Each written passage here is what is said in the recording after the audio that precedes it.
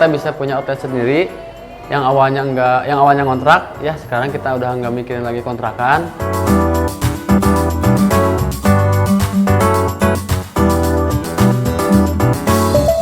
Fokus sama apa yang sedang kita bangun nih. Jangan tergiur sama inilah itulah gitu. Jadi terus jangan pernah punya harapan atau pencapaian yang dimana itu tuh bisa instan gitu. Karena emang semuanya butuh proses, butuh waktu, butuh kerja keras. Bahkan dari setiap kerja keras itu tidak lupa juga kadang air mata keluar kayak gitu tuh.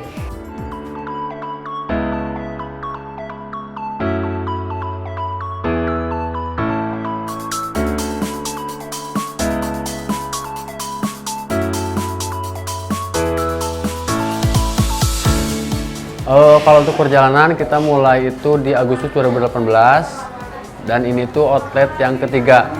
Outlet pertama kita ada di Cilembang, itu kita satu rumah dengan tempat tinggal. Aksesnya itu masuk gang. Outlet yang kedua kita di Gunung Koneng, tepatnya di samping Gedung Renal. Nah, Desember 2021 kita pindah ke sini, alhamdulillah udah punya outlet sendiri. Kan kalau di sana kita ngontrak tuh. Kalau di sini kita udah punya outlet sendiri, alhamdulillah. Jadi mulai pindah ke sini tuh di Desember 2021. Awal mulanya tuh jadi emang ini tuh ide istri ya. Jadi istri, karena pada saat itu kita masih jualan hijab. Cuma kondisi hijab pada saat itu tuh kita dari segi penjualan ya lagi nggak baik lah gitu.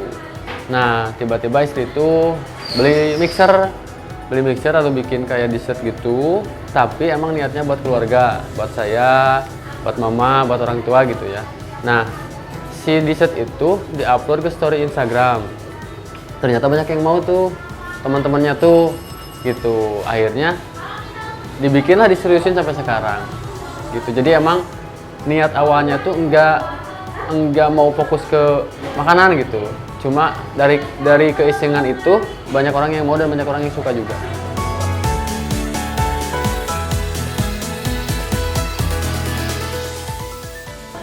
Dari segi pendistribusian penjualannya mungkin kita lebih ke Instagram sih. Kalau dulu kita fokus di satu channel media sosial yaitu di Instagram.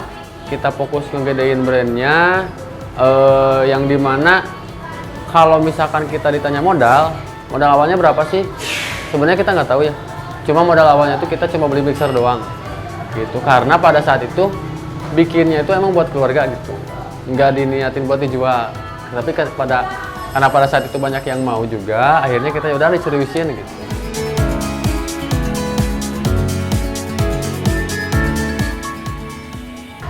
Kalau ini emang resep pribadi, karena pada dasarnya juga istri nggak les apa kuliah di masak ya. Ini pure otodidak, belajar sendiri, jadi nggak ngambil apa, dalam artinya pada intinya resep sendiri aja gitu.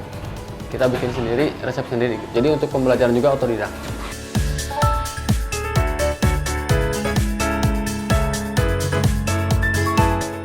Kalau kendala pasti banyak ya. Ketika kita mulai bisnis, pasti kita sering terjadi masalah itu di produk. Bagaimana kita menentukan produk yang benar-benar disukai sama market. Nah, jadi kita fokusnya di produk, menciptakan produk yang emang bisa diterima market. Yang kedua, ketika marketnya sudah ada, produknya sudah diterima, pindahlah ke produksi dalam segi pemenuhan kapasitas produksi. Nah, artinya ketika sudah diproduksi, kita butuh tim nih, ya, agar bisa membuat produk sesuai dengan kebutuhan market. Nah, ketika di sana produksi beres, baik lagi nih ke marketing. Bagaimana caranya supaya si orang yang sudah beli itu bisa beli lagi.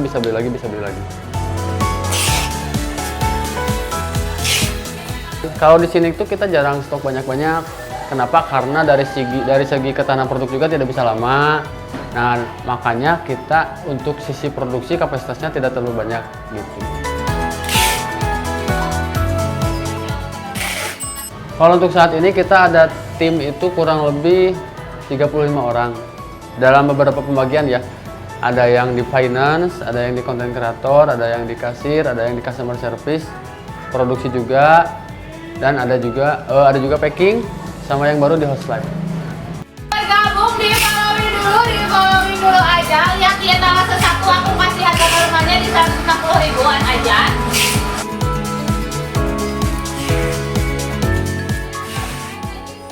Kalau untuk sekarang itu karena emang ada beberapa produk yang bisa dikirim keluar kota Tasik ya.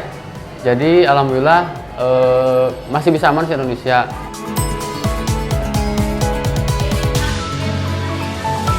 Karena pada awalnya kita diniatkan untuk fokus juga ngebangun brand ya. Nah makanya beberapa platform kita difokuskan juga bikin konten-konten yang emang relate dengan konsumen, relate dengan market kita. Kadang kalau bicara strategi ya mungkin tidak jauh dari kayak misalkan iklan gitu ya. Baik itu di Facebook, di Instagram, dan sekarang juga di TikTok sama di Shopee. Terus juga bikin konten-konten yang emang pertama relate, kedua juga bisa boost secara viral gitu. Karena itu emang naikin engagement kita, naikin juga follower kita gitu.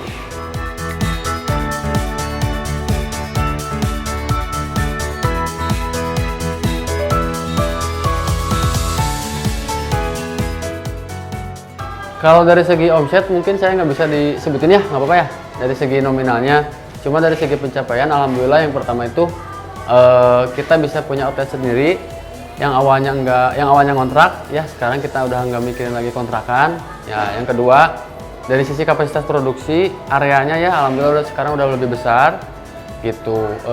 Yang ketiga juga kita bisa nambah tim sebanyak sekarang gitu ya. Pertama juga kita bisa lebih membuka lapangan pekerjaan kan. Ada juga kita divisi baru nih kayak packing, itu kan emang bener-bener baru sama si host type itu. Jadi secara rasa syukur itu dan secara pencapaian alhamdulillah banget bisa sampai di titik sekarang dengan tim yang banyak, dengan pada intinya mas sekarang itu kita udah nggak pusing lagi mikirin kayak yang namanya kontrakan, dan alhamdulillah juga kita udah nggak punya hutang kemana-mana gitu sih.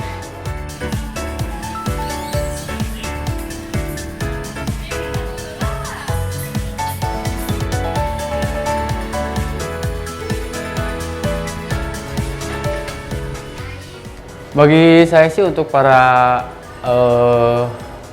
pengusaha atau UMKM yang emang baru mulai, pertama jangan pernah fokus kepada omset atau hasil, karena itu mah efek dari ikhtiar kita ya, dari proses kita. Yang kedua, kalau kita emang ngejarnya keberkahan, tetap harus dijaga proses untuk menuju si keberkahan itu. Jangan sampai kita selama proses perjalanannya itu sikut sana sikut sini, saling jelek-jelekin, kayak gitulah ya sesama UMKM itu. Yang ketiga, terus pelajari hal-hal baru yang dimana sekarang itu secara perubahan benar-benar cepat tuh ya media itu. Jangan lupa untuk belajar. Yang selanjutnya fokus sama apa yang sedang kita bangun nih. Jangan tergiur sama inilah itulah gitu. Jadi terus jangan pernah punya harapan atau pencapaian yang dimana itu tuh bisa instan gitu, karena emang semuanya butuh proses, butuh waktu, butuh kerja keras. Bahkan dari setiap kerja keras itu tidak lupa juga kadang air mata keluar kayak gitu tuh. Jadi buat yang baru-baru mulai aja, tapi jangan pernah fokus ke omset dan jangan lupa untuk tetap ada di jalur yang Allah ridhoi gitu selama perjalanannya.